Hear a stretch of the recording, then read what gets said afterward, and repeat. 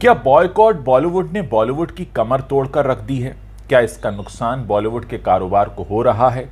क्या बॉलीवुड को इस बात का एहसास है कि अनजाने में या जानबूझकर नेपोटिज्म को बढ़ावा देते देते वो अब उन्हीं दर्शकों की आंखों की किरकिरी बन चुके हैं जिनके सामने कभी वो मनोरंजन देने वाला सिनेमा परोसा करते थे? यानी वो लोग जिन्हें देखकर एंटरटेनमेंट मिला करता था इस देश की जनता को, अब उन्हीं लोगों को देखकर इस देश की जनता अपना मुंह फेरने लगी है और इसका सीधा असर अब बॉलीवुड के हजारों करोड़ रुपए के कारोबार पर होने लगा है।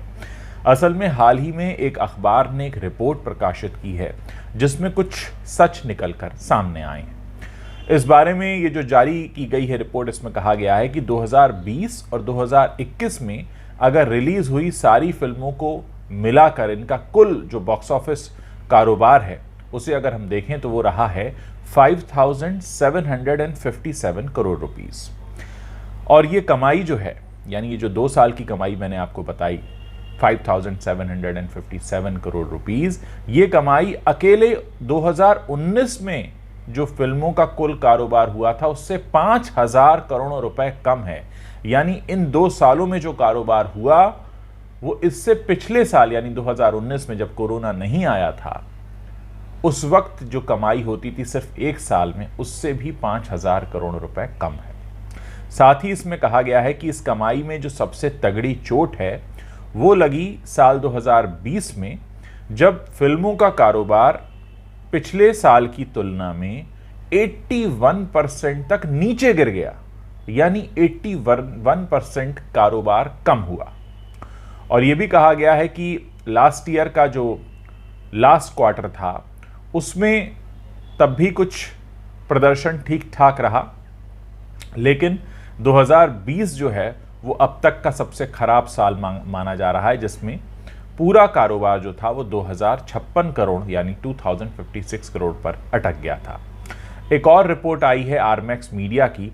उस रिपोर्ट में बताया गया है कि भारतीय सिनेमा के लिए जो पिछले 2 साल हैं उनकी अगर हम 8 क्वार्टर्स मिला लें, एक साल में 4 क्वार्टर्स होते हैं, तिमाही अगर हम कहें उसे, तो 6 तो बिल्कुल खराब रहे।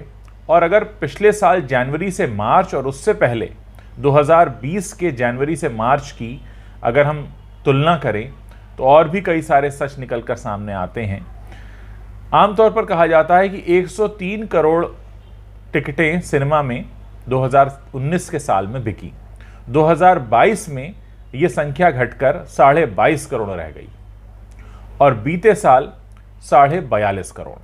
यानी 2019 तक जो बॉलीवुड 103 करोड़ टिकटें हर साल बेचा करता था, 2019 तक की यह कहानी थी। 2020 में ये जो 103 करोड़ की संख्या थी वो सिमट कर 22.5 करोड़ पर आ गई। और पिछले साल की अगर बात करें 2021 की, तो पिछले साल भी ये संख्या करीब करीब 42 करोड़ के आसपास है, यानी 42 करोड़। यानी 103 करोड़ से आप 42 पर तो आ ही चुके हैं। अब यह भी कहा जा रहा है कि जो तेलुगु फिल्में हैं उनकी हिस्सेदारी बढ़ रही है, साउथ इंडियन सिनेमा की हिस्सेदारी बढ़ रही है। यानी बॉलीवुड की जो एक हिस्सेदारी हुआ करती थी सिनेमा की कुल कमाई में, उसमें काफी गिरावट देखी गई है। अब ये रिपोर्ट कहती है कि हिंदी सिनेमा ने साल 2019 तक देश के कुल फिल्म कारोबार में सबसे ज्यादा करीब करीब 44% यानी 44% का योगदान किया। लेकिन पिछले साल भारी गिरावट के साथ ये 27% पर पहुंच गया। हॉलीवुड फिल्मों के कारोबार में भी गिरावट हुई है।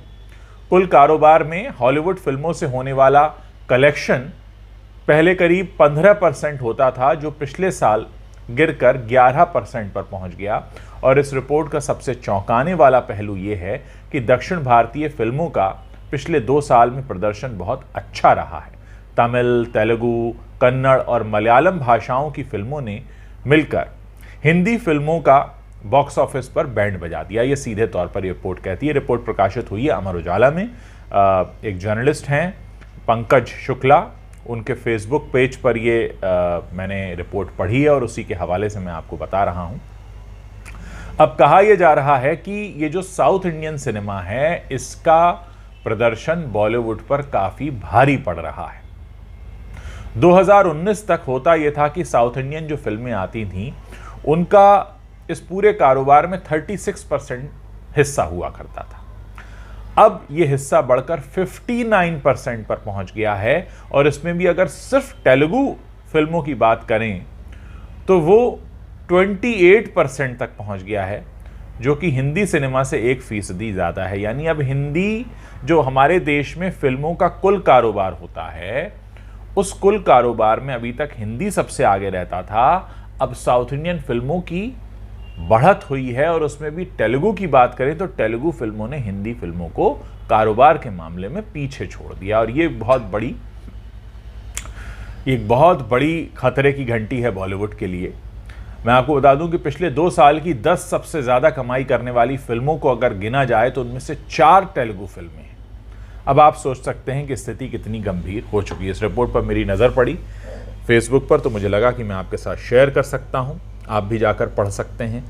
मैं इसके कुछ स्क्रीनशॉट आपके साथ यहां शेयर कर रहा हूं और मैं चाहता हूं कि ये बात हर उस व्यक्ति तक पहुंचे जो कुछ समय पहले तक ये कहता था कि बॉयकॉट बॉलीवुड से क्या होगा, बॉलीवुड का इतना अच्छे से पैर जमा हुआ हिंदुस्तान में कि कोई हिला नहीं सकता। लेकिन दोस्तों, उसकी शुरुआत हो चुकी है, देश की जनता जाग चुकी है और देश की जनता को सिर्फ 2 चीज़ें चाहिए।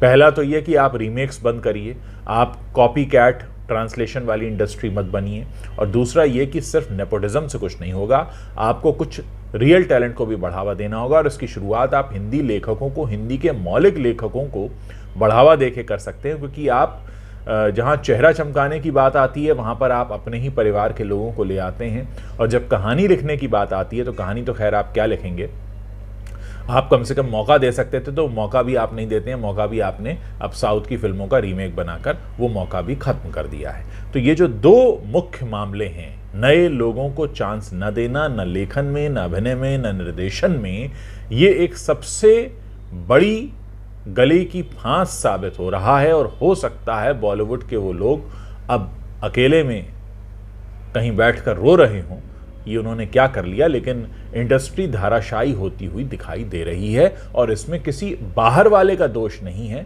इंडस्ट्री के अपने लोगों का ही दोष है। इस पूरे मामले पर आप अपनी जो भी राय रखते हो मेरे साथ शेयर कीजिए, मैं आपके कमेंट्स पढ़ने का इंतजार कर रहा हूं। और इस वीडियो को अगर आपको अच्छा लगा हो तो आप इसे अपनी वॉल पर शेयर भी कर सकते हैं।